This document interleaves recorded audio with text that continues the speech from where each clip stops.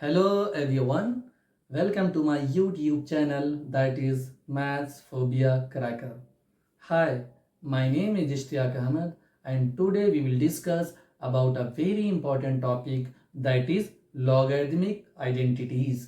इससे पहले वाले वीडियोस में हमने कैरेक्टरिस्टिक्स एंड मैंटिसा की बात की थी और उससे पहले वाले वीडियोस में हमने लॉगरिथमिक डेफिनेशन की बात की थी।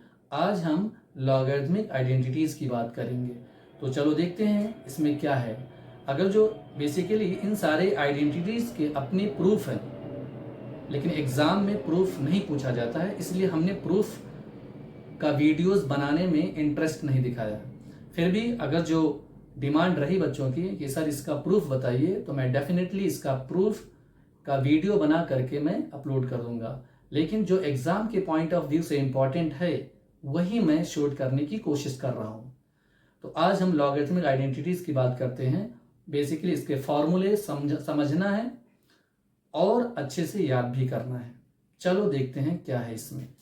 ऑलरेडी हमने बोर्ड पर लिख दिया है, topic name is logarithm and the subtopic name is logarithmic identities.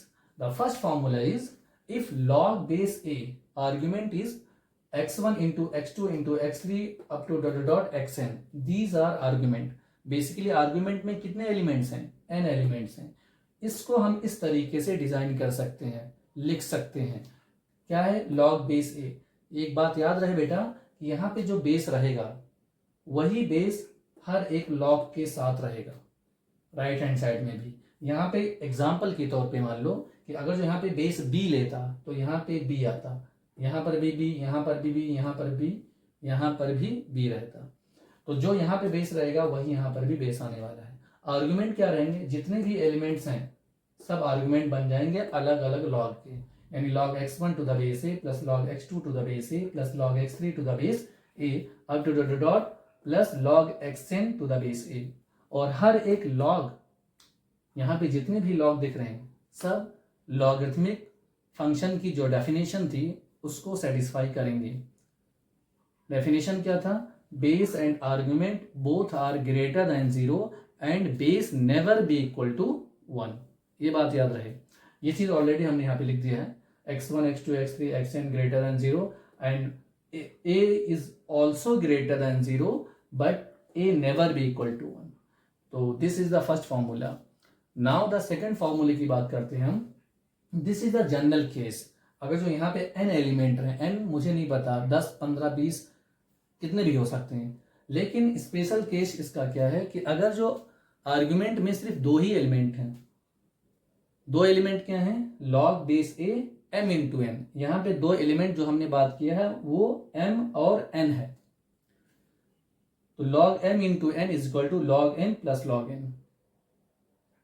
This is the special case of this one. Okay fine. Now the second formula is if log base a argument is m by n, तो जो numerator में m रहेगा वो first log का argument बनेगा, जो denominator में रहेगा वो सेकेंड लॉग का आर्ग्यूमेंट बनेगा। मतलब log m minus log n। Base यहां पर भी वही रहेगा, जो लेफ्ट में log का बेस था वही राइट हैंड साइड में जो log रहेंगे उनके बेस रहेंगे। Fine. Now the third formula is log argument is n की power n, base is a। तो आर्ग्यूमेंट का जो पावर रहेगा बेटा वो पीछे मल्टीप्लाई करेगा।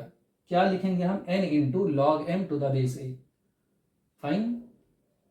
Fourth formula is if log a raised to the power b and base is c की पावर d, तो आर्ग्यूमेंट का जो पावर है यहाँ पे b है वो पीछे मल्टीप्लाई करेगा, और जो बेस का पावर है यानी कि d वो पीछे डिवाइड करेगा। तो उसको हम कुछ इस तरीके से लिखेंगे, b by D log a base is c। आपको लेफ्ट टू राइट भी याद रखना है, राइट टू लेफ्ट भी याद रखना है, क्योंकि क्वेश्चन जब हम करेंगे तो उसमें दोनों तरफ से याद रखना जरूरी है। दोनों तरफ से हम अप्लाई करेंगे। ठीक है। Now the fifth formula is log argument is b base is a। अगर जो हम 1 अपॉन रेसिप्रोकल फॉर्म में लिखेंगे तो 1 अपॉन जो आर्ग्यूमेंट है वो बेस बन जाएगा। ध्यान से देखें, और जो बेस था वो आर्ग्यूमेंट बन गया। यानी रेसिप्रोकल के फॉर्म में लिखेंगे तो जो आर्गुमेंट है वो बेस बनेगा, जो बेस है वो आर्गुमेंट बनेगा। मतलब इसकी वैल्यू राइट हैंड साइड की जो वैल्यू आएगी और लेफ्ट हैंड साइड की जो वैल्यू आएगी दोनों इक्वल रहेंगे। Fine. 6 formula is log b base a, b is argument.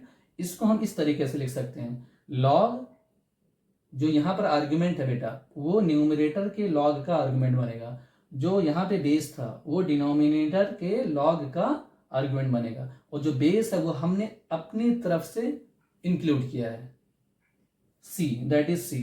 इसको बोलते हैं बेस चेंजिंग थ्योरम। क्लियर? कोई डाउट हो तो प्लीज पूछिए जरूर कमेंट बॉक्स में।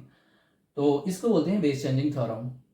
और जाहिर सी बात है जितने भी लॉग हैं वो सब लॉग के बेसिक डेफिनेशन को सेटिस्फाई होना चाहिए, जो उसके कंडीशंस थे वो सेटिस्फाई होना चाहिए, that is base and argument greater than 0, base never be equal to 1।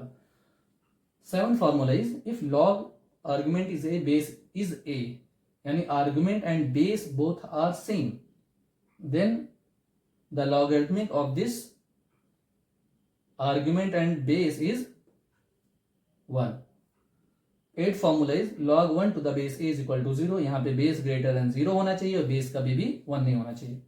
9 formula is if a raise to the power log c, c is argument, base is b, तो ये c क्या करेगा, a की जगह पे आएगा और a कहाँ पे शिफ्ट होगा, c के प्लेस पर। तो आपस में इंटरचेंज होने से लेफ्ट और राइट दोनों इक्वल आएंगे, कोई फर्क नहीं पड़ेगा। ठीक।